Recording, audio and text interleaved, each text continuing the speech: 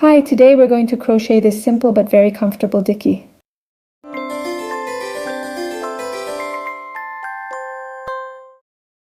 Let's take a closer look at it. You can make it for women, men, teenagers and children. The only thing you'll need to adjust is the number of starting chains and the number of rows you work. The Dickey can be made with a folded collar or without one. But in that case, you'll also have to adjust the number of starting chains. I will show you and explain how to make a Dickey with a folded collar for an adult. But I'll also explain the specifics of seaming the Dickey if you want to make it without a folded collar. This Dickey is very easy to make. Even a beginner crocheter can handle it. From the back, the Dickey looks like this. The seam is located here. The Dickey is seamed together, which is due to how it's constructed. Right here we will make a foundation chain.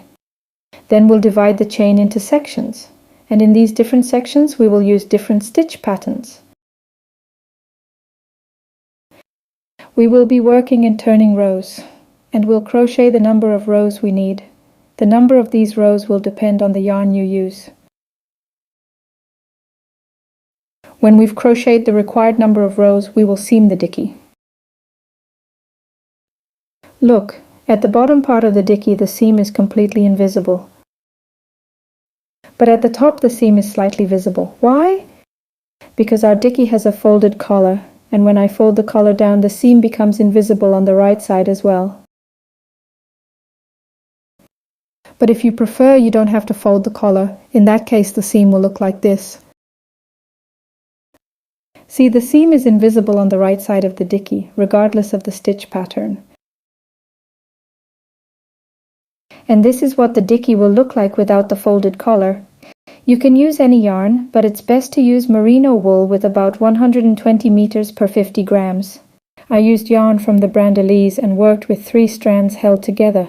One strand is Alize Lanagold Fine. It has 390 meters per 100 grams. The composition is 49% wool, 51% acrylic. And the 2 additional strands are Alize Lanagold Mohair. It's 20% wool and 80% acrylic. It has approximately 500 meters per 100 grams. I'm using a size 5mm crochet hook. When you're choosing a hook for your yarn, keep in mind that you should use a hook one size larger than what is recommended for your yarn. This will help us keep the fabric nice and loose. So let's start crocheting. I'm making a foundation chain of 36 chains. If you're using a different yarn, you might need to chain a different number of stitches.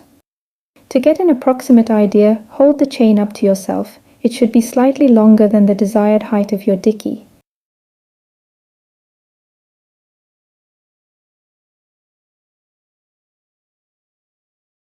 So I've chained 36 stitches.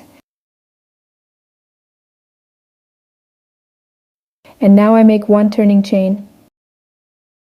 And now I'll start crocheting a section with slip stitches.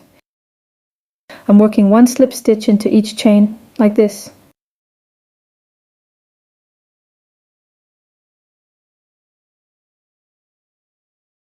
And I will make 20 of these slip stitches. Working slip stitches into the foundation chain can be a bit tricky in the first row. That's why I'm holding my work steady.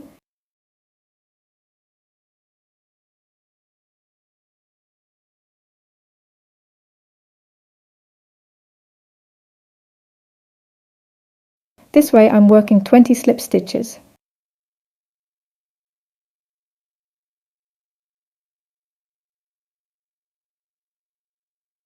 Next, I will switch to a different stitch pattern. You can mark this spot with a stitch marker. But I find working with markers inconvenient, so I use a little trick. I'll take a piece of yarn in a different color and mark the beginning of the new stitch pattern with this yarn.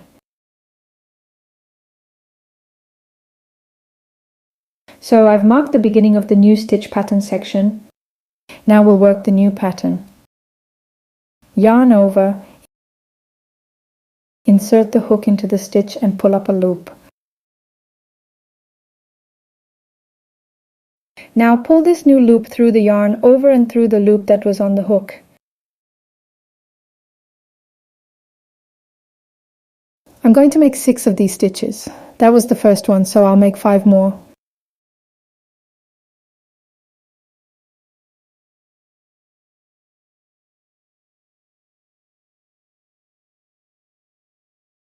I didn't catch all the strands, so I'll start this stitch over. Yarn over, insert the hook into the stitch, pull up a loop. And pull this loop through the yarn over and the loop on the hook.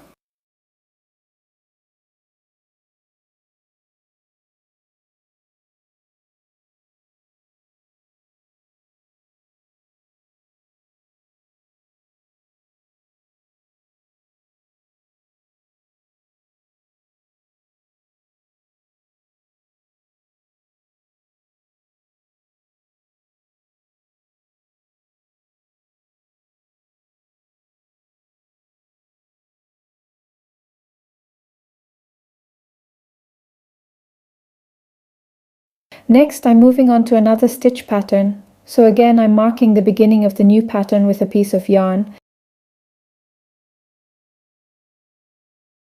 This time I'm using a yarn of this color. I'll remove these yarn markers at the end.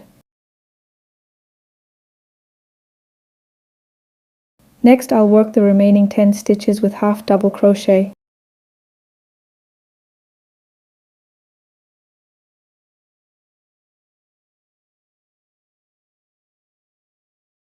Yarn over, insert the hook into the stitch, pull up a loop. And now, pull the yarn through all the loops on the hook.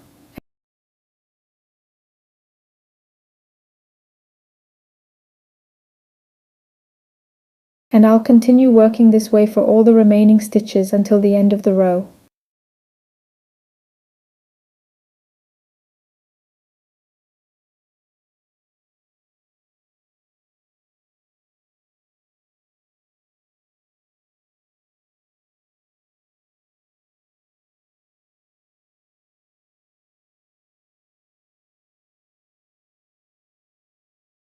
You can pull the starting tail to tighten it. I'll weave in this tail at the end of the project. I finished the first row. I make 2 turning chains.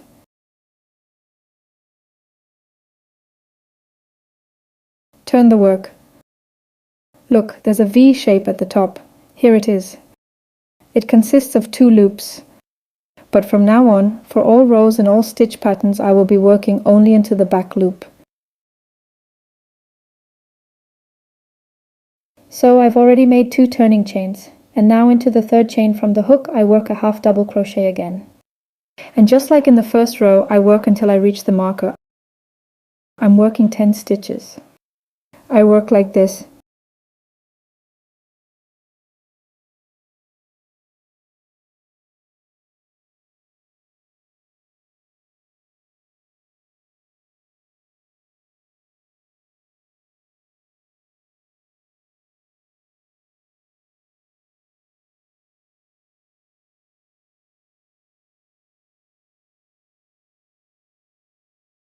The last 10th stitch. Now I flip the yarn marker to the other side. This way I mark the beginning of the new pattern. Next I work 6 stitches of the second pattern. I work as follows.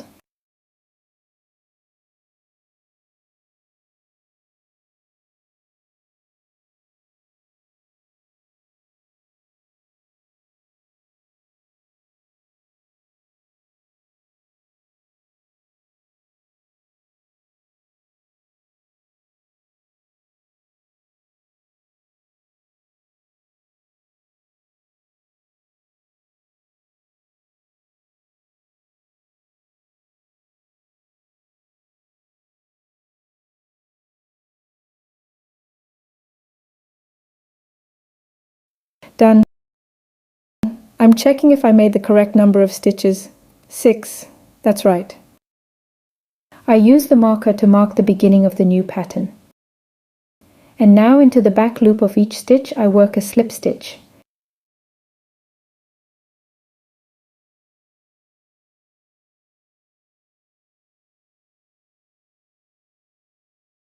So we end up with each section of the Dickey having a pattern of a different thickness. And it's precisely because of this difference in pattern thickness that I get the desired shape for the Dickey. It's a very simple construction principle. You don't need to make any increases or decreases. And due to the combination of patterns, I get the shape I need. I've worked the last stitch of the row. On this side of the Dickey I make 1 turning chain. On the other side, due to the height of the row, I made 2 turning chains, but on this side, for the same reason, I make 1 turning chain. I skip this turning chain, and into the back loop of the next stitch I work 20 slip stitches.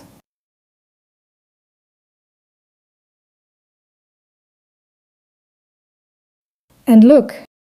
We have 3 different sections worked with different patterns, and each pattern has a different height. Because of this, the Dickey will take on the desired shape. I'm working this row as follows. I started with a turning chain, then I worked the section of 20 slip stitches, up to this marker. Then I worked the next pattern for 6 stitches. And at the end, 10 half double crochet stitches. At the end, I make 2 turning chains. I turn the work to the other side. And there I work in the reverse order. 10 half double crochet, then 6 stitches of the pattern I'd like to call slip stitch with a yarn over, but that's not its official name. And then 20 slip stitches, and I work all stitches into the back loop only, then 1 turning chain. I continue working like this until I've made the number of rows I need. I just keep crocheting. I try it on periodically. For a child or a teenager, it will be 1 number of rows. For an adult, it will be a different number of rows. That's why it's best to try the Dickey on as you go. The number of rows will also depend on the yarn you're using. So the neckline of the Dickey and the shoulder shaping are formed naturally. Because of this, the Dickey will have a very good fit. But we need to know on which row to stop to make the seam as invisible as possible. This means we need to join the pattern as seamlessly as possible. To do that, let's take a closer look. Let's say I decide to stop here where I feel the Dickey fits my size. I choose the right side. I'll show you how to choose it later. So I'm matching up the edges. If I show you up close on the right side, it looks as if, like in knitting, the stitches are pointing upwards. I'm matching the pattern and I can see that it doesn't quite line up. It's like the space between these ridges, like in brioche stitch, is wider here than it is over here. This means the patterns are not aligned properly, so I either need to add 1 more row or I need to frog 1 row. I'm going to frog 1 row, frogging it.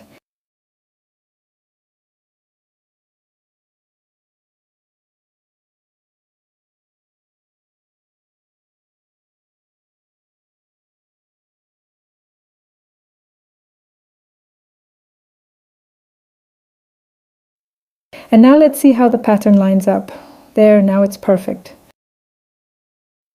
And look, on one side we have the starting yarn tail at the bottom, and at the top we have the end of our working yarn.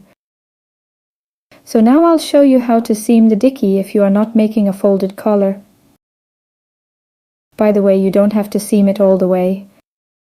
You can leave the top part open and you'll get a bit of a playful look.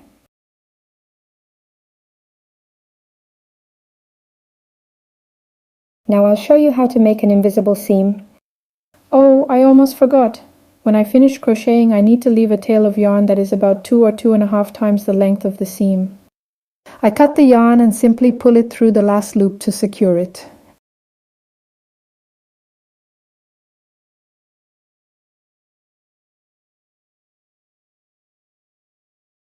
Now I'm going to seam the Dickey. Before seaming, you need to decide which side will be the right side. On one side, the fabric looks like the stitches, similar to a brioche stitch, are pointing upwards. On the other side, these stitches will point downwards. For me, this will be the wrong side. And this will be the right side. You can choose differently if you prefer. I'm going to make this the right side to make it look as much like knitting as possible. So I fold it with the right side facing inwards, and I will be seaming along the wrong side from top to bottom. But before I start seaming, I need to understand which loops to sew through to make the pattern match perfectly and the seam invisible. On this side, I will be seaming through this top V through both loops.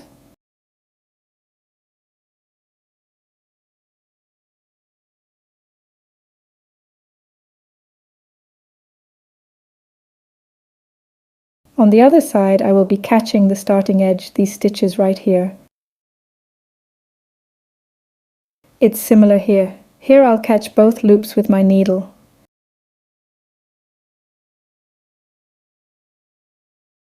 And here along the starting edge, though it's a bit harder to see here. On this side you see there's a loop that looks like a knit stitch, and next to it are these bumps. These are the loops I'll be seaming through.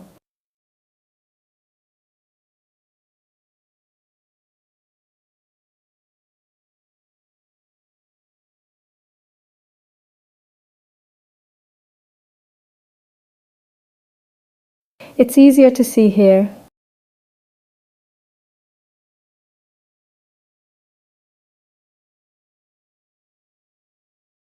I'll start seaming. I'm positioning the Dickey so it's comfortable for me to sew. If you don't like the seaming method I'm about to show you, you can use any method you prefer. So I find the first stitch at the top, where I insert the needle for seaming. For now, I'll sew loosely so you can see how the seam is made more clearly.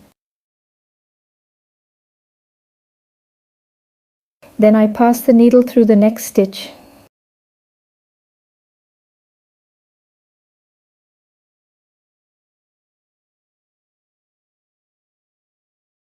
Let me zoom in to show you better. This is how I'm seaming. This is a mattress stitch for joining finished edges.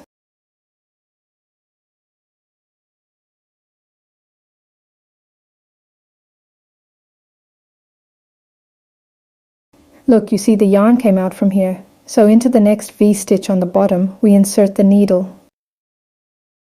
And on the top, we bring it back into the same spot where the yarn came out.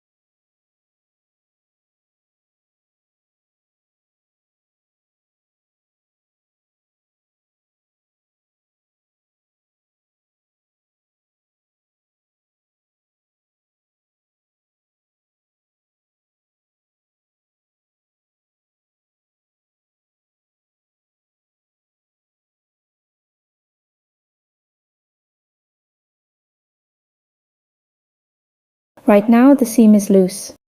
Of course it needs to be tightened to be as invisible as possible. Therefore I'll tighten the seam now and continue sewing. We are moving in a sort of zigzag pattern.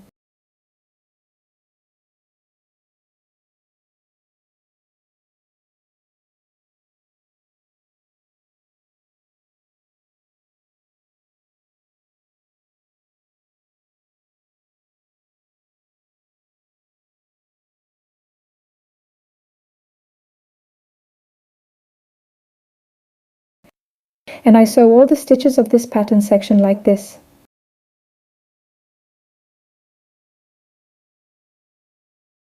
I'm sewing stitch by stitch.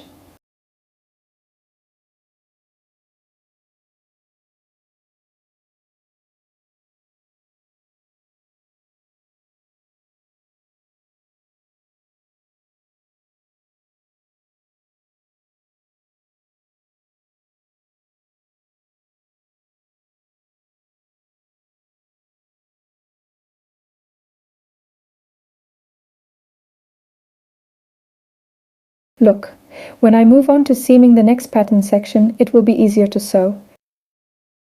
Here we sew through these loops. They are clearly visible here. But the principle of seaming is exactly the same. Into the next stitch on top, then back into the same V on the bottom, into the next V on the bottom, back into the same stitch on top. And I seam like this all the way to the end, to the very last stitch.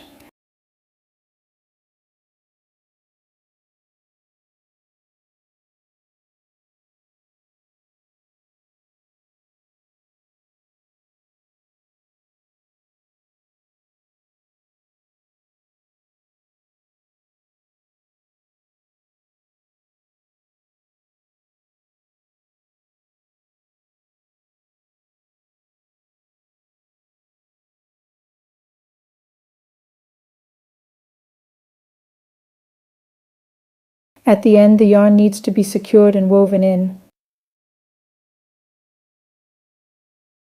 The seam on the wrong side looks like this. It is visible. But when I turn the Dickey to the right side, the seam will become invisible.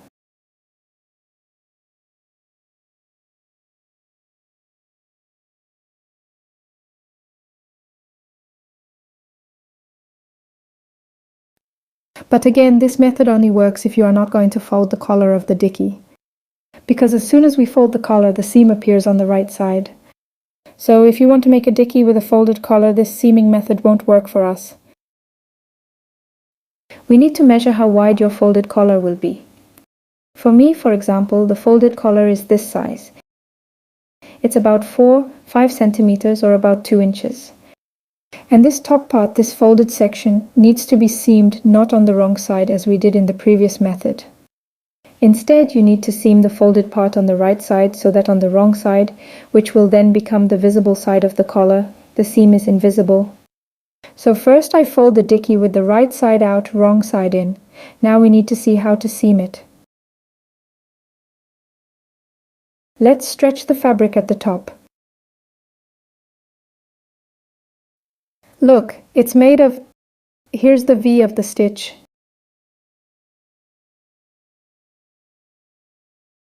If you stretch it wider, you'll see there are these loops right next to the V.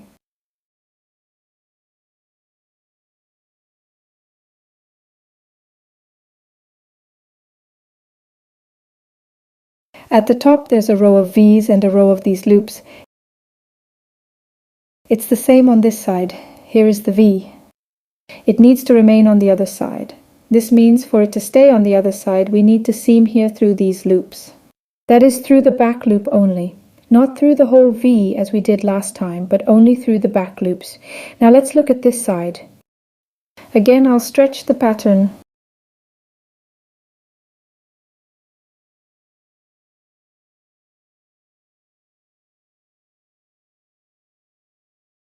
And I will be seaming through this loop.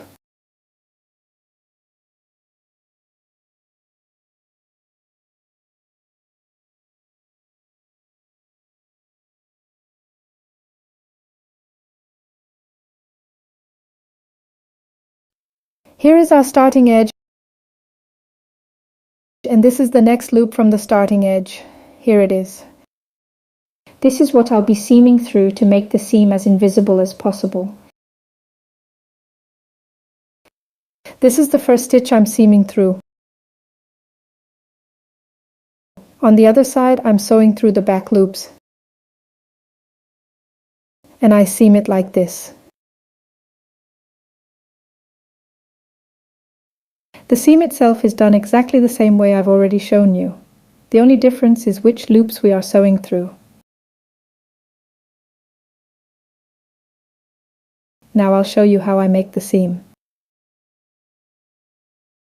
At first it might be a bit difficult to pick the right loops for seaming, but if you look closely at how your pattern is constructed, you'll figure it out quickly.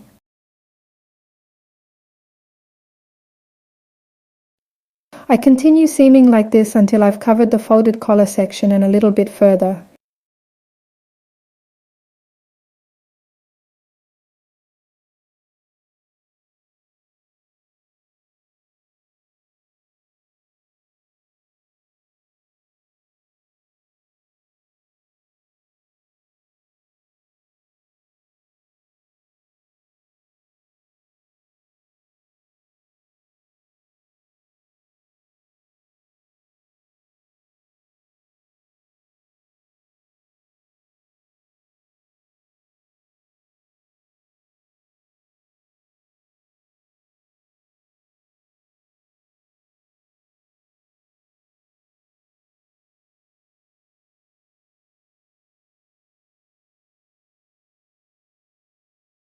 Now I turn the work so the right side is facing in and the wrong side is facing out.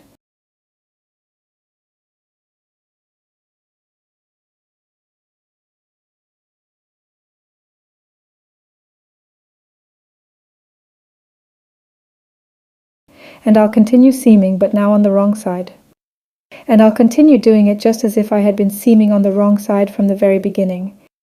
So we again need to see which loops to sew through to make the pattern line up. Here, I'll now be seaming through the entire stitch. Where I was sewing through the back loop only, now I'll use the whole stitch. And here we will be seaming through these loops.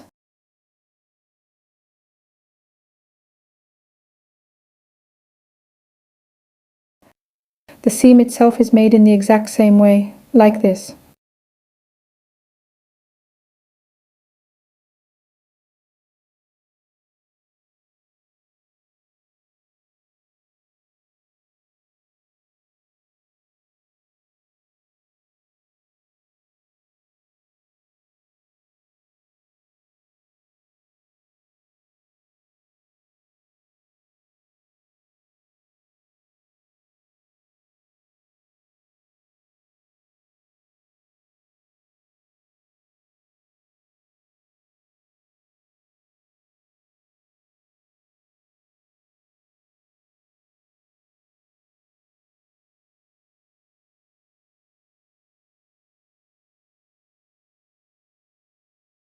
When you've seamed all the way to the end, I secure the yarn. My tail is very short now. I make a knot.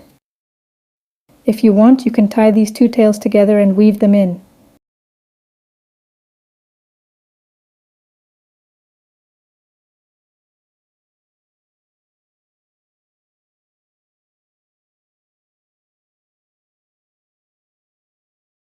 And look, on the wrong side the seam looks like this.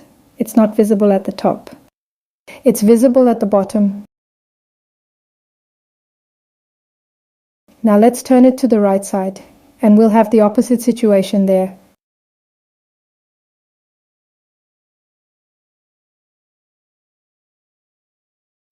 The seam is invisible at the bottom but visible at the top.